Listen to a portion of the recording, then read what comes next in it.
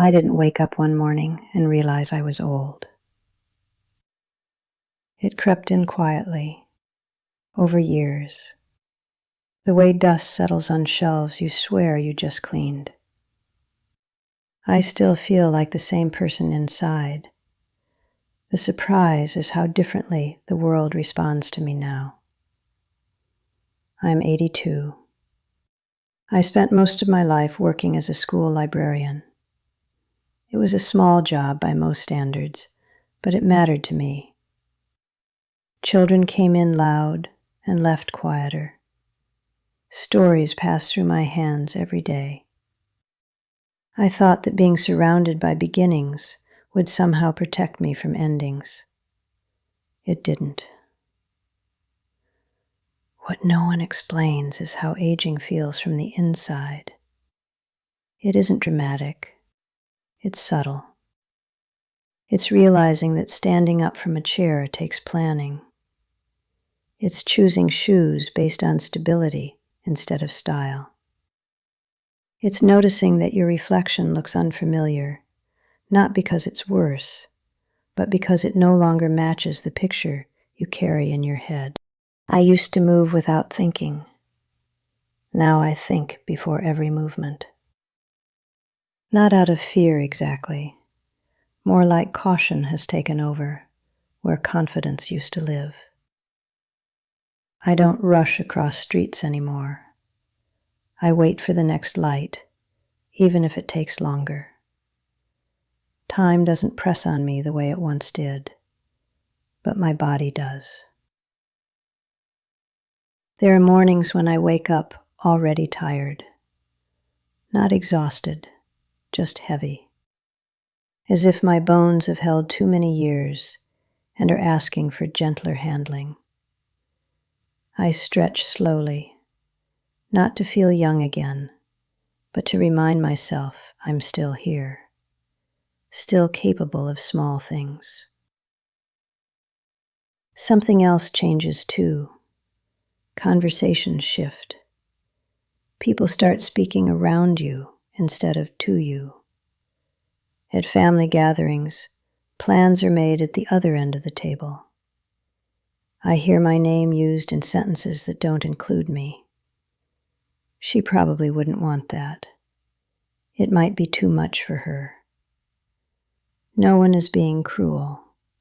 They think they're being kind. Still, it leaves a mark. I remember the first time a cashier asked my daughter what I wanted while I was standing right there. I answered anyway. My voice still works. But moments like that add up. You begin to feel like an object being handled instead of a person participating. Doctors talk differently too. They simplify. They repeat themselves. They look at the chart more than they look at you. I want to tell them that I understand, that I've been listening my whole life, that age hasn't erased my ability to follow a thought. But I often stay quiet. It's easier that way. Loss doesn't arrive all at once either. It comes one chair at a time, one phone number that no longer rings, one birthday card you stop writing because there's no one left to send it to. Friends disappear gradually, fewer invitations, fewer witnesses to the life you've already lived. My husband died 11 years ago. People talk about grief as if it has a finish line. It doesn't. It changes shape. In the beginning, it's sharp. Later, it's quieter, but heavier. The hardest part isn't the big moments. It's the small ones. Setting the table for one. Turning to comment on a show and remembering there's no one there. Silence becomes a roommate you never invited. I still talk to him sometimes. Not out loud, just in my head. I tell him about the garden, about the neighbor's new dog, about how the world feels faster than I remember. It comforts me, even though I know the conversation only goes one way now. Nights are different when you're old. Sleep doesn't come easily, and when it does, it's light. You wake up at odd hours with thoughts you didn't ask for. Regrets show up unannounced. So do worries. Not about the future, about becoming difficult, about needing help, about being the reason someone else's life gets smaller. I don't fear death the way I once did. I fear confusion. I fear losing words. I fear needing care from people who are already tired. I've watched independence slip away from others, inch by inch, and I know how quickly dignity can follow. My children mean well. They check in. They remind me. They hover. I recognize the look in their eyes because I once wore it myself, looking at my own parents. Love mixed with concern, layered with fear. I don't blame them. Still, it's strange to be managed by the people you once managed. There are days when I resist help just to prove I can. I'll carry the groceries myself, even if it takes 2 trips. I'll open the jar eventually. Pride doesn't disappear with age. It just becomes quieter and more stubborn. Loneliness isn't about being alone. It's about not being needed.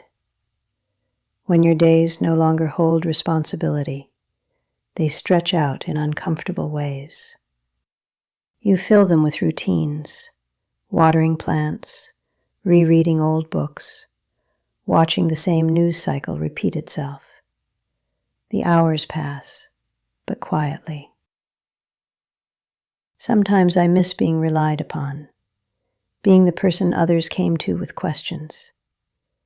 Now advice feels uninvited, so I keep most of it to myself. Experience becomes something you carry rather than something you share. And yet, something unexpected happens if you stay long enough. You stop pretending. You stop performing. There's no audience left to impress, and that can be a relief. I no longer chase approval. I no longer worry about ambition. I pay attention instead.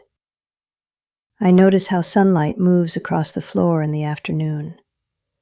I listen to birds without naming them. I eat slowly because there's no reason not to. I say what I mean because time has made honesty practical.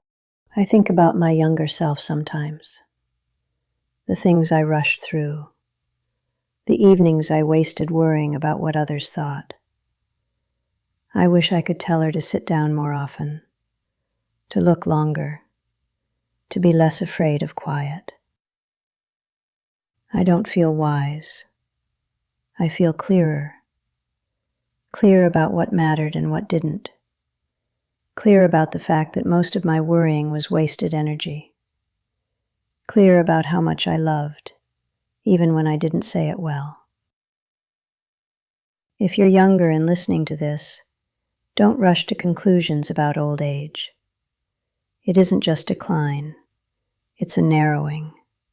Less noise, fewer options, more truth. Call the people who knew you before you became who you are now. Ask questions you think you have time for later. Later isn't guaranteed. And if you're closer to where I am, if this sounds familiar, know that I recognize you.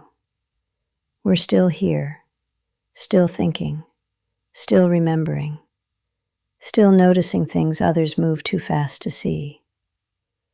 That may not be everything, but it's not nothing.